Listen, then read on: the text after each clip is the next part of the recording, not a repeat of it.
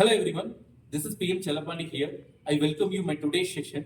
In this video, we are going to explore about how to solve this problem by using Fourier Transform. First, let me read the problem, then I will show you how to solve this problem. So here, we are given a function f of x, which is defined by a minus mod x, where when mod x less than a, if mod x greater than a, then your function is 0, right? So here, our task is to find its Fourier transform, and also we have to use that the result of Fourier transform to reduce this definite integral, which is equal to pi by 2. Okay, so let's break this concept to understand how does it work. So first, here we are going to divide this problem into two sections. This is step 1. In step 1, we will find out what is the Fourier transform. Okay. In step 2, we will deduce this definite integral part by using inverse Fourier transform. Okay. Okay. Let me see step by step. So first step, we have to write the Fourier transform formula. So here you can see the Fourier transform formula. Okay. So after writing Fourier transform formula, the next step is you have to adjust this formula based on this given information. Okay, based on this given results, right? So here I'm in my general formula I'm having my limits, okay, from minus infinity to plus infinity. So in my case, my f of x is defined only minus a to plus c, right? So I'm going to adjust this limit from this limit to this minus a to a, right? So after that, let's come to f of x. You can get your f of x in the question itself. It is a minus mod x. You just write what is your f of x.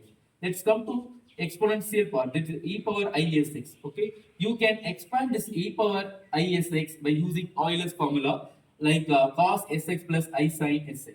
So already we have studied Euler's formula. It is e power I theta is equal to cos theta plus I sin theta, right? So instead of theta, what we have here? Here we have sx. Okay. So you just replace theta by sx, and you have to expand this in terms of sx that I have done here. Okay. After expanding all these things, let's come to here. So here, what I'm going to do? I'm going to multiply this f of x with this exponential part. So when you multiply this f of x with this exponential part, what you will get? You will get divided into two parts. Okay, so this is my first part, this is my second part, right? So here you have to understand what is saying in the first step and what you understand in the second step, because that is very important. Okay, here we are having symmetric limits, here also we are having symmetric limits. Symmetric limits is nothing but whenever we have our limit in terms of same number with the only sign is getting changed. Okay, so that is called symmetric number. Okay, now if you have odd function in the symmetric interval, then your integration value is 0, right? So if you have even function in the symmetric interval, you can integrate only even functions, right, in the symmetric interval. So here I let you know how to check whether the given function is even function or odd function. So we have a formula. So we want to check our f of x, like f of minus x. So if you get f of minus x is equal to again f of x, then it is even function. Suppose if you get f of f of minus x is equal to minus f of x, then it is odd function. Let us come here. So here we have our f of x is f of x is equal to a minus mod x. So I let you know, I let you show how to check. So here we want to check f of minus x, which means you have to add a minus before x, right? So what is your answer? It is a minus again mod x, because everything in modulus is positive, right? So here what is your a minus mod x? It is f of x. So you try to find f of minus x, you get the answer f of x. If you get f of x, then your given function is even function, right? So here it is even. So obviously cos of minus x is again cos x. So it is also even. Therefore, when you multiply even function into even, it is even function. So in the first part, in the symmetric limit, you are having even function. Let us move to the second part. Okay, with this same condition, you can check whether this function is odd function or even function. So just now we have discussed about a minus mod x.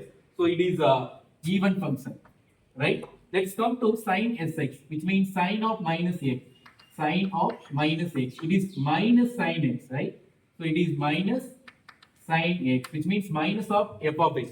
So it is odd function, right? So when you multiply your even function with odd function, you will get even with odd is equal to again odd function. So in the symmetric limit, if you have odd function, then this entire value is equal to 0. Clear? So in this way, I just made this second part as 0. Let's come to the first part. In the first part, you are having even function in the symmetric limits. You can evaluate only this first part. So I just have written the first part. And also one more thing, if you have even function in the symmetric limits, you can rewrite your limit from this expression to 0 to a. But when you rewrite from this limit to this one, you have to multiply 2. Okay, you have to multiply by 2 before this integral symbol. This is rule, right? So as per the rule, I just have multiplied 2 and I have rewritten minus a to a as 0 to a. Then the remaining rest of the terms I have written as it is, right? So let's come here. Here we want to integrate this expression. So before I'm going to integrate, I'm just looking at my integration part for to check whether the given function is a single x function or double x function. It has double times x functions. This is first time, this is second time, which means UDV. If you have your integration expression in terms of UDV, then to integrate that, you have to use Bernoulli's formula, right? So here you can get your Bernoulli's formula. So it is very easy to keep that in our mind. So always UV minus U dash V1 plus U double dash V2 minus etc. So it looks like a pair. Okay, if you have U, then you should have V. There is no any dash or double dash or whatever it is. Suppose if you have single dash, then you should have V1 also. Then similarly for all other terms, right? So here to integrate this expression in this formula, we need what is U, what is V, and what is U dash, and what is V1, and so on, right? So first, I'm going to pick what is U and what is V from this expression, right? So always we should be very careful while picking our U, because we are going to differentiation. Okay, we are going to differentiate on U. At the same time, we are going to integrate on dV, right? So when we choose our U should give 0, okay, at some point of differentiation. In that aspect, you have to choose your U. Okay, if I choose cos Sx as U, definitely it will never give me 0 at some point of differentiation, because what will happen if you differentiate cos Sx? When you differentiate cos Sx, it will give us sine minus sine Sx. Then minus sine Sx into S. Then cos Sx into S square, and so on. It will be continuing, right? It will never get stopped at some point by giving 0 to us. Instead of choosing this one, if you choose this value as U, let me see here. I have chosen U is equal to A minus mod X. When I differentiate, I will get U dash is equal to minus 1. So if I differentiate one more time this expression, I will get 0. So there I can stop. So this is my successive derivative, right? So now let's come to what is the pair of U1. It is V1. Okay. So here I'm going to divide this into two parts. First, you pick this is U. The rest of the part has to be treated as dV as per the formula. So it is U, it is dV. So you have to write your U on left side. You have to write your dV on right side. One side you need to differentiate, on the other side you need to integrate. Right? This is what we need to do here. So already this part has done. Let's come to this part. So here we want to integrate, right, to get V1, V1 and V2. So we need to get till V1, because here our successive derivative is U dash. The pair of U dash is V1. So I'm going to get till V1, right? So here when you differentiate when you integrate dv, your answer is v. The cos integration of cos sx is sin sx. Then the coefficient of s has to be written in the denomination, right? This is the integration rule. Next, I get v. To get v1, I need to integrate this expression with respect to x one more time, right? So here, when I integrate this, I will get v1 on left side. Let's come to right side. It is minus cos sx divide by, again we have to write the coefficient of s here. Already we have a s, then s into s, it is s square, right? Now we have got all the necessary things, right? So next job is we need to substitute all these information in the Bernoulli's formula. Okay, let's see how I am substituting. So this is our integration expression, right? This is our u dv. So your u dv can be expanded as uv. So in this step you have to write here uv, the multiplication of uv as first term. So this is u, this is v. These two I'm going to multiply. So the multiplication part that I have written here. Let's come to the second part. In second term, I'm having minus before my second term. I just put my minus here. Let's come to the multiplication of u dash and v1. So it is minus 1, it is minus cos sx divided by s square. So minus times minus, if you multiply, what you will get? It is positive. It is plus s cos sx divided by s square, right? So it is plus, but here in formula we have minus. So again, minus cos sx divided by s square. Then upper limit, then lower limit. When you substitute upper limit, you will get this one. When you substitute lower limit, you get this one. Now after simplification, this is your step, right? So now, so far we have evaluated only this expression by using Bernoulli's formula. Before this expression, we have a result. So after evaluating by using Bernoulli's formula this expression, we have to multiply this result of this expression with this results, right? So what we have there, it is 2 by square root of 2 pi, then multiplication of 1 minus cos ax. This is my f of s, right? So successfully we successfully we completed finding Fourier transform, right? So what is our step 2? In step 2, we need to deduce that definite integral part by using inverse Fourier transform formula. So students listen, here we are going to use only two formulas. In the first step, we are going to use Fourier transform formula. In the second step, we need to use inverse Fourier transform formula. There is no major difference between inverse Fourier transform or Fourier transform formula. There is only slight difference. You have to transform what are the terms that you have on the right side that has to be transformed in the left side and vice versa, right? So this is what you need to do in writing Fourier transform formula or inverse Fourier transform formula. Okay, let's come here. In step 2, we need to use inverse Fourier transform formula to deduce that definite integral part. Okay, one second. So first, let me write the inverse Fourier transform formula. So here I just have written my inverse Fourier transform formula. After writing inverse Fourier transform formula, let's come to adjust the value. It depends on the problem. So here we need to write what is f of s. F of s is nothing but this is your f of s. Then you have to expand this exponential part by using Euler formula. This time we are having minus isx.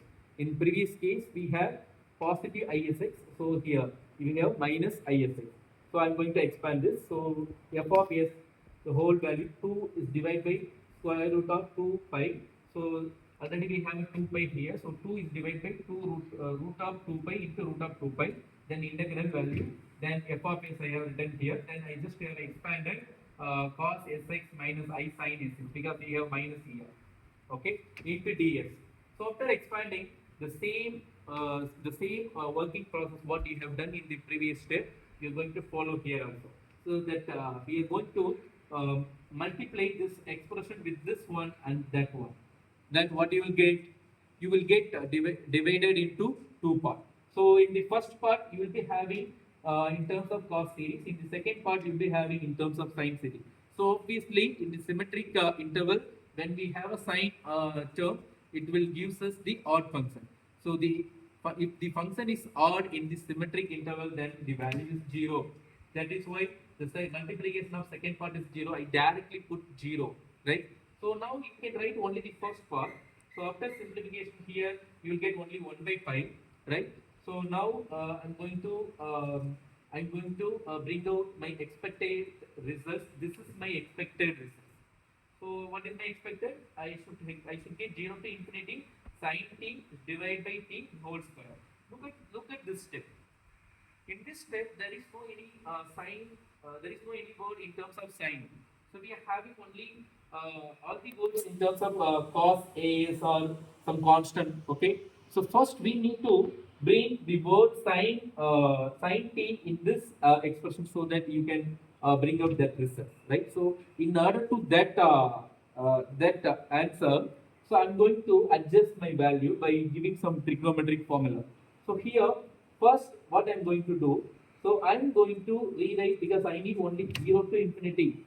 So this is a even function. So I can adjust my limit from this expression to 0 to infinity when we multiply 2 before this expression, right? So after multiplying, now you can use 1 minus cos ax by this formula. It is 2 sin square ax by 2. So that I have written here because here we have 1 minus cos ax. So 1 minus cos ax can be written as by this formula. After writing this, let's come to here. So at the same time, you should always keep what you have on the left side. So it is f of x. So f of x, what is f of x that you can pick in the question? Your f of x is a minus mod x, right? So now I'm going to assign some value to a, s, and x. Okay, because there are so many unwanted things that I have to get rid of this, right, by applying some value. So being get rid means not just cancelling all the erasing all these parts, all these unwanted parts. So mathematically we have to get rid of this, okay, by assigning some value. So I need pi by 2 on this side. So already we have 2 by pi. When you take cross multiplication this to this side, you will get pi by 2. For that, what you should have? You should have 1 on this side. Okay, according to that, you have to assign your value. At the same time, I don't want this cos as such. Okay, so by putting some value to cos term, you can disappear this, right? Now let's come to assigning value. So I don't want this 2.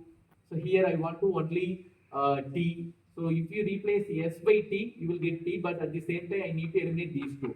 So if I assign a is equal to 2, I can cancel 2 by 2, I will get only t, right? So in that aspect, I'm just assigning my a value. So when a is equal to 2 and x equal to, if you put x equal to 0, then cos 0 is 1.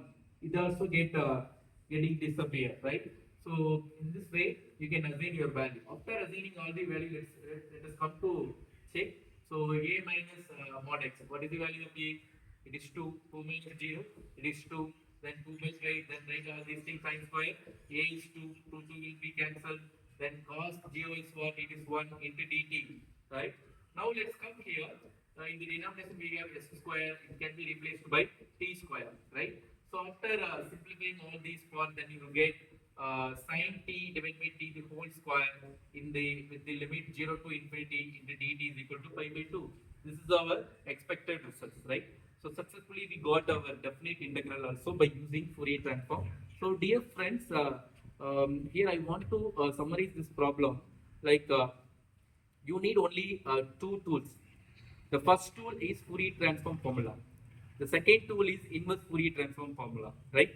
So by help of these two formula, you can solve any type of problem like this. Okay. So thank you so much. I hope you get a clear idea about how to solve problems by using Fourier transform. So I will meet you in next video. Thank you.